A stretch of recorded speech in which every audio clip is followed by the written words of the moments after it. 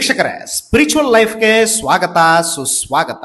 ಸ್ನೇಹಿತರೆ, ನಾವು ನಮ್ಮ ಜೀವನವನ್ನ ಅದು ಯಾವುದೋ ಬೇಡವಾದ ವಿಡಿಯೋನ ನೋಡ್ತಾ ಇನ್ಯಾವುದೋ ಕೆಲಸಕ್ಕೆ ಬಾರದ ಮಾತುಗಳನ್ನಾಡ್ತಾ ಕಳೆದು ಬಿಡ್ತೀವಿ. ಬಂಧುಗಳೇ, ಜೀವನದಲ್ಲಿ ಹೇಗೆ ಬದುಕಬೇಕು ಅಂತ ಭಗವದ್ಗೀತೆ ಹೇಳಿಕೊಟ್ರೆ ಬದುಕಿದಷ್ಟು ದಿನ ಹೇಗೆ ಜೀವಿಸಬೇಕು ಅಂತ ಈ ನಮ್ಮ ಸಂವಿಧಾನ ಹೇಳಿಕೊಡ್ತದೆ. ಹೌದು ಸ್ನೇಹಿತರೆ, ನಾನು ನಿಮಗೆ ಹೇಳೋಕೆ ಹೊರಟಿರೋದು ನಮ್ಮ ಬಾಬಾ ಸಾಹೇಬ್ ಅಂಬೇಡ್ಕರ್ ಅವರು ಬರೆದ ಭಾರತದ ಸಂವಿಧಾನದ ಬಗ್ಗೆ. ನಾವೆಲ್ಲರೂ ಒಂದು ಸಲವಾದ್ರೂ ಈ ನಮ್ಮ ಜೀವನದಲ್ಲಿ ಸಂವಿಧಾನವನ್ನ ಅರ್ಥ ಮಾಡ್ಕೊಂಡ್ ಬಿಟ್ರೆ ಸಾಕು. ನಾವು ಯಾರ ಹತ್ರನೂ ತಲೆ ತಗ್ಗಿಸಬೇಕಾಗಿಲ್ಲ. ಇಂಥ ಒಂದು ಅಪಾರ ಜ್ಞಾನ ಶಕ್ತಿ ಈ ನಮ್ಮ ಭಾರತದ ಸಂವಿಧಾನದಲ್ಲಿದೆ. ನಮ್ಮ ದೇಶದ ಸಂಪೂರ್ಣ ಕಾನೂನಿನ ಸುವ್ಯವಸ್ಥೆ ಅಂತ ನಾವು ಏನು ಕರಿತೀವೋ ಅದೆಲ್ಲವೂ ಪೂರ್ತಿಯಾಗಿ ಈ ನಮ್ಮ ಸಂವಿಧಾನದ ಮೇಲೆ ನಿಂತಿದೆ. ಹಾಗಾಗಿ ಇದನ್ನ ತಿಳಿದುಕೊಳ್ಳೋದಕ್ಕೆ ಅದು ಯಾವ PhD ಬೇಕಾಗಿಲ್ಲ. ಸಂವಿಧಾನವನ್ನ ತಿಳ್ಕೊಳ್ಳೋದು ಪ್ರತಿಯೊಬ್ಬ ಭಾರತೀಯರ ಹಕ್ಕು. ಯಾರು ಈ ದೊಡ್ಡ ದೊಡ್ಡ ಯೂನಿವರ್ಸಿಟಿಗಳಲ್ಲಿ ಕಲಿತು ಅದು ಯಾವುದೋ ಡಿಗ್ರಿಗಳನ್ನ ಪಡೆದುಕೊಂಡು ಡಾಕ್ಟರೇಟ್ ತೆಗೆದುಕೊಂಡಿರ್ತಾರೋ ಅದು ಎಲ್ಲದಕ್ಕಿಂತ ಹೆಚ್ಚು ಈ ನಮ್ಮ ಭಾರತದ ಸಂವಿಧಾನ. ವೀಕ್ಷಕರೇ, ಇಲ್ಲಿ ನೀವು ಮಾಡಬೇಕಾಗಿದ್ದು ಇಷ್ಟೇ. ಒಂದಿಷ್ಟು ನಿಮಿಷಗಳ ಕಾಲ ನಾನು ಹೇಳೋದನ್ನ ಕೇಳಿಬಿಟ್ರೆ ಸಾಕು. ನಿಮ್ಮ ಜೀವನದಲ್ಲೂ ನಿಮ್ಮ ಮೇಲೆ ಆಗ್ತಿದ್ದಂತ ದೌರ್ಜನ್ಯಗಳನ್ನ ನೀವೇ ಕಾನೂನು ರೀತಿಯಲ್ಲಿ ಹೇಗೆ ಪ್ರಶ್ನೆ ಮಾಡೋದು ಅಂತ ತಿಳಿದುಕೊಂಡು ಬಿಡ್ತೀರಿ. ಸ್ನೇಹಿತರೆ, ಮಹಾಭಾರತದಲ್ಲಿ ಹೇಗೆ ಕೃಷ್ಣನ ಮಾತು ವೇದವಾಕ್ಯವೋ ಹಾಗೆ ಈ ನಮ್ಮ ದೇಶದ ಸಂವಿಧಾನದಲ್ಲಿ ಬಾಬಾ ಸಾಹೇಬ್ರ ಮಾತು ಕೂಡ ಒಂದೊಂದು ಬೆಳಕಿನ ಹಾಗೆ. ಸ್ನೇಹಿತರೆ, ಕಾಂಪಿಟೇಟಿವ್ ಓದೋರು ನಿಮಗೆ ಬೇಕಾದ ಮಾಹಿತಿಗಳನ್ನ ನೋಟ್ ಮಾಡ್ಕೊಳ್ತಾ ಹೋಗಿ. ಸ್ನೇಹಿತರೆ, ಏನಿದು ಸಂವಿಧಾನ? ಯಾಕೆ ನಾವು ಈ ಸಂವಿಧಾನವನ್ನ ತಿಳಿದುಕೊಳ್ಳಬೇಕು? ಅಂಥದ್ದೇನಿದೆ ಈ ಸಂವಿಧಾನದಲ್ಲಿ? ಇದೆಲ್ಲದಕ್ಕೂ ಉತ್ತರ ನಾನು ನಿಮಗೆ ಒಂದೊಂದೇ ಹಂತದಲ್ಲಿ ತಿಳಿಸ್ತಾ ಹೋಗುತ್ತೇನೆ. ವೀಕ್ಷಕರೇ, ನಾವು ಯಾವುದಾದರೂ ಒಂದು ಪುಸ್ತಕನ ಓದುವಾಗ ಮೊದಲನೇ ಪುಟದಲ್ಲಿ ಪ್ರಸ್ತಾವನೆ ಅಥವಾ ಪೀಠಿಕೆಯನ್ನ ನೋಡ್ತೀವಿ. ಏನಿದು ಪೀಠಿಕೆ? ಪ್ರಿಯಂಬಲ್. ಹಾಗಂದ್ರೆ ಒಂದು ಸಂಪೂರ್ಣ ಪುಸ್ತಕದ ಉದ್ದೇಶ ಏನು, ಏನನ್ನ ಹೇಳೋದಕ್ಕೆ ಹೊರಟಿದೆ, ಮತ್ತೆ ಯಾವ ವಿಷಯಗಳನ್ನ ಒಳಗೊಂಡಿದೆ, ಮತ್ತೆ ಅದರ ನಿಲುವು ಏನು ಅನ್ನೋದನ್ನ ಸಂಕ್ಷಿಪ್ತವಾಗಿ ಈ ಪೀಠಿಕೆ ಹೇಳುತ್ತದೆ.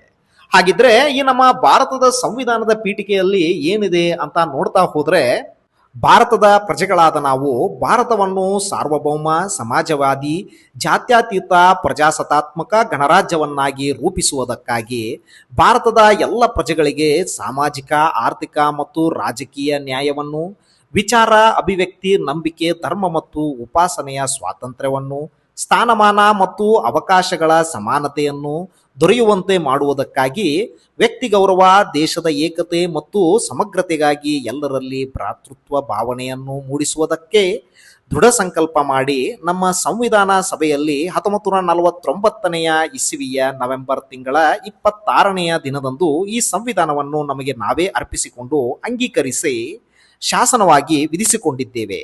ಇದಿಷ್ಟು ನಮ್ಮ ಭಾರತದ ಸಂವಿಧಾನದಲ್ಲಿರುವ ಪ್ರಸ್ತಾವನೆ. ನೋಡಿದ್ರಲ್ಲ ವೀಕ್ಷಕರೇ, ಅದು ಎಷ್ಟು ಆಳವಾದ ಮಾಹಿತಿ ನಮ್ಮ ಈ ಸಂವಿಧಾನದಲ್ಲಿ ಇದೆ ಅಂತ. ಈಗ ನೀವು ಏನು ಕೇಳ್ತಿದ್ದೀರೋ ಆ ಕೇಳುವ ಸ್ವಾತಂತ್ರ್ಯನ ಕೊಟ್ಟಿದ್ದು ಈ ನಮ್ಮ ಸಂವಿಧಾನ.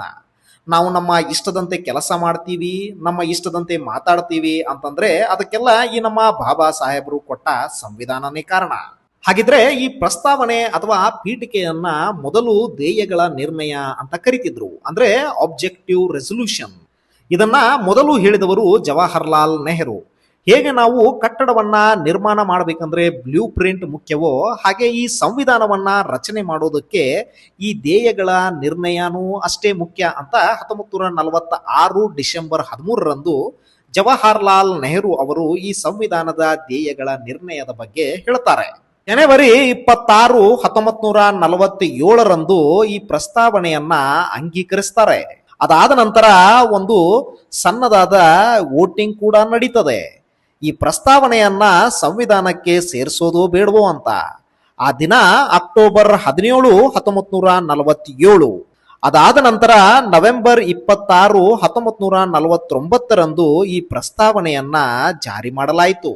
ಇದ್ರೆ ಪ್ರಸ್ತಾವನೆಯನ್ನ ಅಂಗೀಕರಿಸಿ ಜಾರಿಗೆಗೊಳಿಸಿದ ದಿನಾಂಕನೇ ಬೇರೆ, ಸಂವಿಧಾನವನ್ನ ಅಂಗೀಕರಿಸಿ ಜಾರಿಗೆಗೊಳಿಸಿದ ದಿನಾಂಕನೇ ಬೇರೆ. ಹಾಗಾಗಿ ನೋ ಕನ್ಫ್ಯೂಷನ್ಸ್. ನಾನು ಇಲ್ಲಿ ಪ್ರಸ್ತಾವನೆಯನ್ನ ಮಾತ್ರ ಹೇಳ್ತಿದ್ದೀನಿ. ಸ್ನೇಹಿತರೆ, ಇನ್ನು ಈ ಪ್ರಸ್ತಾವನೆಯನ್ನ ಹಲವಾರು ರಾಜ್ಯ ಶಾಸ್ತ್ರಜ್ಞರು ಅವರವರ ರೀತಿಯಲ್ಲಿ ಕೆಲವೊಂದು ಹೆಸರುಗಳಿಂದ ಕರೆದಿದ್ದಾರೆ. KM ಮುನ್ಸಿ ಅವರು ಈ ಪ್ರಸ್ತಾವನೆಯನ್ನ ರಾಜಕೀಯ ಜಾತಕ ಅಂತ ಕರೆದ್ರು. ಇನ್ನು ಠಾಕೂರ್ ದಾಸರು ಈ ಪ್ರಸ್ತಾವನೆಯನ್ನ ಸಂವಿಧಾನದ ಒಡವೆ ಅಂತ ಕರೆದ್ರು. ಹಾಗೆ ಹಿದಾಯತ್ ಉಲ್ಲಾ ಅವರು ಈ ಸಂವಿಧಾನದ ಪ್ರಸ್ತಾವನೆಯನ್ನ ಸಂವಿಧಾನದ ಆತ್ಮ ಅಂತ ಕರೀತಾರೆ. ಹಾಗೆ ಬಾರ್ಕೋ ಅವರು ಕೂಡ ಈ ಸಂವಿಧಾನದ ಪ್ರಸ್ತಾವನೆಯನ್ನ ಕಿರು ಹೊತ್ತಿಗೆ ಅಂದ್ರೆ ಕೀ ನೋಟ್ಸ್ ಅಂತ ಕರೆದ್ರು. ಇದಿಷ್ಟು ಪ್ರಸ್ತಾವನೆಗೆ ಕರೆದ ಬೇರೆ ಬೇರೆ ಹೆಸರುಗಳು. ಇನ್ನು ನಮ್ಮ ಈ ಇಡೀ ಸಂವಿಧಾನಕ್ಕೆ 106 ತಿದ್ದುಪಡಿಗಳಾಗಿದ್ದಾವೆ.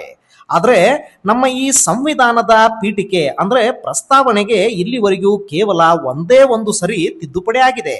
ಅದು 1976ರಲ್ಲಿ ಆಗಿರುವ 42ನೇ ತಿದ್ದುಪಡಿ. ಆಗ ಪ್ರಸ್ತಾವನೆಯಲ್ಲಿ 3 ಹೊಸ ಪದಗಳನ್ನ ಸೇರಿಸ್ತಾರೆ. ಅವು ಸಮಾಜವಾದಿ, ಜಾತ್ಯತೀತ ಮತ್ತು ಐಕ್ಯತೆ. ನಮ್ಮ ಮೂಲ ಸಂವಿಧಾನದ ಪ್ರಸ್ತಾವನೆಯಲ್ಲಿ ಈ ಯಾವ ಪದಗಳು ಇರೋದಿಲ್ಲ. ಹಾಗಾಗಿ ಈ ತಿದ್ದುಪಡಿಯ ಮುಖಾಂತರ ಈ 3 ಪದಗಳನ್ನ ಸೇರಿಸಲಾಗುತ್ತದೆ. ಹಾಗೆ ಇನ್ನೊಂದು ಮುಖ್ಯವಾದ ವಿಷಯ ಅಂದ್ರೆ ಈ 42ನೇ ತಿದ್ದುಪಡಿಯನ್ನ ಭಾರತದ ಕಿರು ಸಂವಿಧಾನ ಅಂತ ಇಂದಿರಾ ಗಾಂಧಿ ಅವರ ಅವಧಿಯಲ್ಲಿ ಕರೀತಾರೆ. ಶಿಕ್ಷಕರೇ, ಇನ್ನೊಂದು ಮುಖ್ಯವಾದ ಮಾಹಿತಿ ಅಂದ್ರೆ ಈ ನಮ್ಮ ಭಾರತದ ಸಂವಿಧಾನದ ಪ್ರಸ್ತಾವನೆಯ ಮೇಲೆ ಕೆಲವೊಂದು ತೀರ್ಪುಗಳು ನಡೆದಿವೆ. ಅದು 1960ರಲ್ಲಿ ನಡೆದ ಬೇರುಬೇರಿ ಪ್ರಕರಣ. ಈ ಪ್ರಕರಣದಲ್ಲಿ ಸಂವಿಧಾನದ ಪ್ರಸ್ತಾವನೆ ಸಂವಿಧಾನದ ಭಾಗವಲ್ಲ ಎಂದು ಸುಪ್ರೀಂ ಕೋರ್ಟ್ ತೀರ್ಪು ನೀಡುತ್ತದೆ. ಇನ್ನು ಅದೇ ಸುಪ್ರೀಂ ಕೋರ್ಟ್ 1973ರಲ್ಲಿ ಕೇಶವಾನಂದ ಭಾರತಿ ಅವರ ಕೇಸ್ನಲ್ಲಿ ಸಂವಿಧಾನದ ಪ್ರಸ್ತಾವನೆ ಸಂವಿಧಾನದ ಒಂದು ಭಾಗವೆಂದು ತೀರ್ಪು ನೀಡುತ್ತಾರೆ. ತದನಂತರ 1995ರಲ್ಲಿ LIC ಆಫ್ ಇಂಡಿಯಾ ಕೇಸ್ನಲ್ಲಿ ಕೂಡ ಸಂವಿಧಾನದ ಪ್ರಸ್ತಾವನೆ ಸಂವಿಧಾನದ ಅವಿಭಾಜ್ಯ ಅಂಗ ಅಂತ ಕರೀತಾರೆ. ಸ್ನೇಹಿತರೆ, ಇದಿಷ್ಟು ಭಾರತ ಸಂವಿಧಾನದ ಪ್ರಸ್ತಾವನೆಯ ಒಂದಿಷ್ಟು ಮಾಹಿತಿ.